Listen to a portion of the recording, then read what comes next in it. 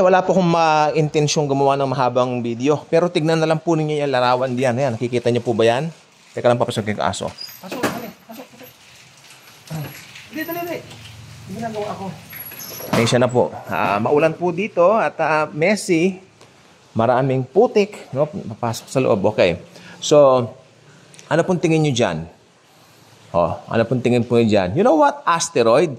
Yan po ay nakahula sa Revelation. Pero I cannot go on further right now. I'm too busy. Pero lahat ng mga senyales, yan na eh. I mean, not for the rapture, imminent ang rapture. Bagating isali ang rapture sa mga haluan natin ng ano natin. Ito po, sabihin na natin senyales na nalalapit na second coming din niya. Pero siyempre unahin yung rapture. Diba? So ayan, yung asteroids. Kalain niyo yan, malapit pa sa atin, babagsak daw according dyan. I haven't opened the file yet dyan sa, dyan sa page na yan. Pero too busy, galing kami sa labas, kanina, maulan, pagod, until nakita ko to. Pero sabi ko sandali, mag-record lang ako sandali.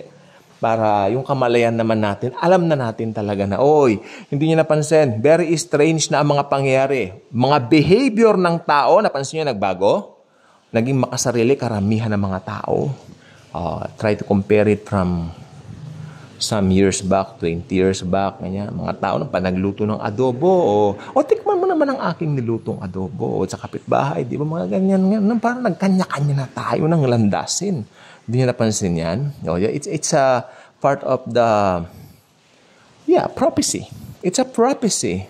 Hindi prophecy ni Nostradamus, prophecy ng Biblia.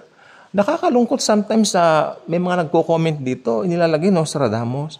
Well, hindi pala po siyang kinalaman sa mga vlogs ko. Sorry to say that. Sorry to disappoint you. Si Jesus po ang bida rito, hindi ang kahit na sino pa man. Okay. So, yun lang po. Pagod na pagod po ako.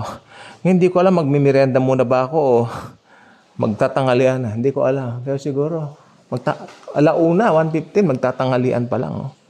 Wala pa akong ganong kumain tanghalian, so magmimerienda muna siguro ako. Tanghalian ko probably 5:30 na ng gabi. Okay, sige po. Bye-bye.